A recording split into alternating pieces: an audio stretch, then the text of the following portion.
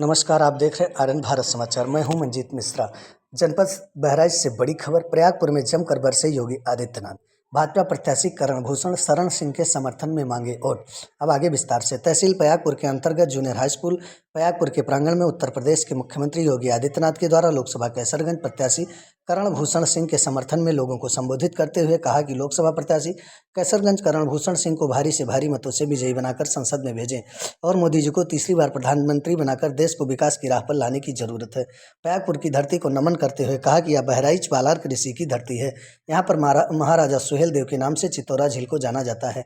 झील का सुंदरीकरण कर आंखों से निहार सके। योगी ने प्रयागपुर और बहराइच को खानदानी राम भक्त बताते हुए कहा कि यह महाराजा सुहेल देव की जन्म और कर्म स्थली है। प्रयागपुर क्षेत्रीय विधायक सुभाष त्रिपाठी ने सभा को संबोधित करते हुए क्षेत्र में विकास की चर्चा कर मुख्यमंत्री सहित उपस्थित जनसमूह का आभार भी प्रकट किया। सभा की अध्यक्षता भाजपा जिलाध्यक्ष ब्रजेश पांडे ने की। प्रयागपुर विधायक सुभाष त्रिपाठी, बहराइच सदर विधायक अनुपमा जायसवाल, विधान परिषद सदस्य प्रज्ञा त्रिपाठी, बावन सिंह, विधायक कटरा प्रेम नारायण पांडे, ब्लॉक प्रमुख प्रतिनिधि विश्वेश्वरगंज राकेश पांडे एवं प्रयागपुर प्रतिनिधि समय प्रसाद मिश्रा, निशंक त्रिपाठी, राजा प्रयागपुर ऐश्वेंद्र सिंह सहित भाजपा के पदाधिकारी एवं कार्यकर्ता तथा क्षेत्र के समस्त सम्मानित जनता जनार्दन मौजूद रहे। क्या करना है फिर ये करेंगे कि भाई देखो आप तो आपस में लड़ रहे हैं, पहले हिंदुओं तुम आपस अपनी लड़ाई फरिया लो।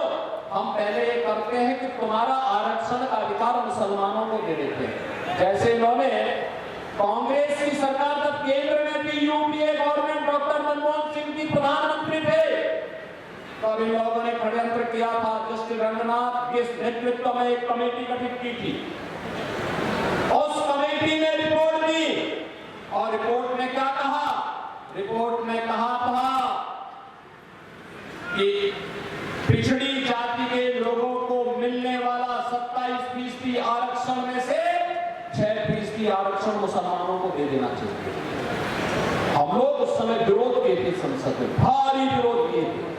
इसके करणभूषण के पिताजी भी संसद में हमारे साथ में थे। उस समय हम लोग साथ साथ विरोध किए थे, पूरा विरोध किए थे।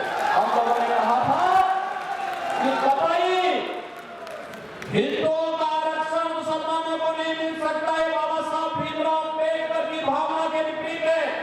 धार्मिक आधार पर भारत का विभाजन हुआ था, दूसरा विभाजन भारत का नहीं होने देंगे। और मेरे भाइयों भारी आंदोलन हम लोगों ने किया था। और दूसरा इनको फिर जब यहाँ पे सफल नहीं हुए, इन्होंने जस्टिस राजेंद्र सज्जन की अध्यक्षता में कमेटी गठित की। जस्टिस राजेंद्र सज्जन ने अपनी रिपोर्ट में क्या कहा? उन्होंने कहा था कि मुसलमानों की कुछ जाति को अनुसूचित जाति में शामिल करके फिर उनको अनुसूचित जाति का आरक्षण दे देना चाहिए। हमने इसका भी विरोध किया था। कहा था ये अनुसूचित जाति में उनके आरक्षण में अनुसूचित जाति और अनुसूचित जनजाति के अधिकारों पर, आरक्षण के अधिकार पर जो बाबा साहब भीमराव अम्बेडकर ने उन्हें दिया है, इसमें सेंध लगाने का प्रयास है, भी विरोध किया था। अब कांग्रेस एक तो ये करने जा रही है और दूसरा क्या करने जा रही है? दूसरा फिर जब आपस में सब लड़ भिड़ लेंगे फिर क्या करेंगे? ये विरासत टैक्स आपके लगा देंगे।